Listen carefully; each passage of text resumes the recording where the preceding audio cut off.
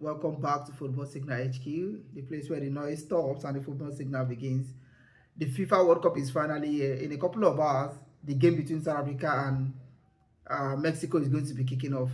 It's reminiscent of the same opener that we had in the World Cup in 2010, hosted by South Africa, where Mexico played South Africa. That game ended 1-1. South Africa scored first, if you can remember, that thunderous strike by Sifiwe Shabalala. And that goal was cancelled out by a goal from Rafael Marquez. I mean, we all know Rafael Marquez, a Mexican legend, a legend at Barcelona as well, was captain of that side at the time. He equalized and the game ended 1-1. Although both South Africa and Mexico didn't really fare well in that edition of the competition, South Africa eventually did make it out of the group. Although they were tied on points, on 4 points with Mexico in that group, they eventually didn't make it out. Mexico was eventually eliminated in the round of 16 by Argentina.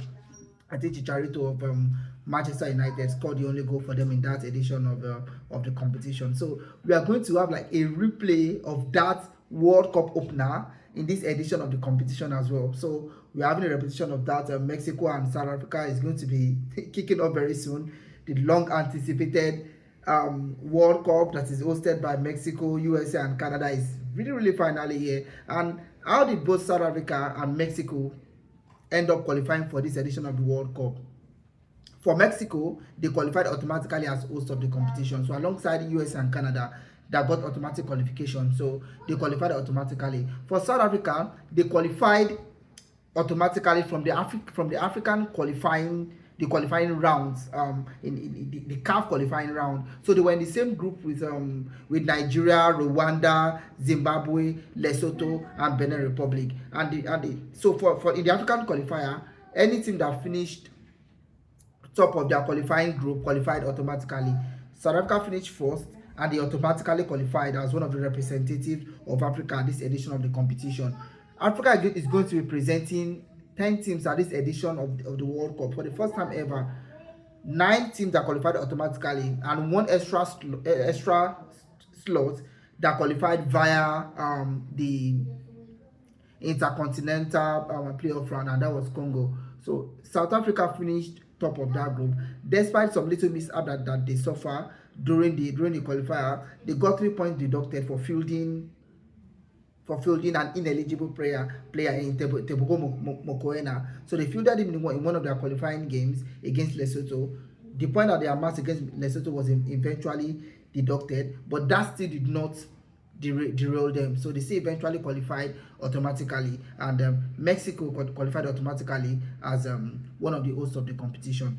And so looking at the difference between the South African team that played in 2010 versus the South African team that is going to be playing in this edition of the contest. Then in that team, so the South African team in 2010 had people like Sifiwe Shabalala, so that was Steven Pienaar, and we all know Pienaar, a South African legend, a legend at Ajax Amsterdam, a legend at Everton. I think that team also have Tebogo Modise, Kune was their goalkeeper in that competition. And if you look at Mexico, so Mexico also had the likes of the legendary Blanco. Blanco played in the 2020 in the 2002 edition of the World Cup. So it was Blanco and Borgetti. They were one of the 2 star men for Mexico in that competition. Borgetti, for Nigerian football fans who watched Bolton Wanderers at the time, so Borgetti played with the coach at Bolton Wanderers. He was very good with his head, a very good striker. So in 2010 again, so they had Borgetti, Rafael Marquez was there, the ever-present Guillermo Ochoa was there, and one of their star players at the time, so Carlos Vela, was also there. And if you can remember Carlos Vela was one of the star players that came out of the 2005 edition of the Under 20 World Cup that was hosted in Peru. So that competition produced numerous stars. Carlos Vela was one of them. Jao that eventually went on to play for Everton. Everton and Manchester City actually. Anderson that played for Manchester United also came out of that competition. That competition had Nuri Sahin, Royce Drenthe that played for Real Madrid. So a couple of stars came out of that competition. Carlos Vela was one of them, and at the time was playing for Arsenal. So Carlos Vela for Mexico then. And looking at the Mexican team at this edition of the World Cup, they are going to be led by their captain Etienne Alvarez.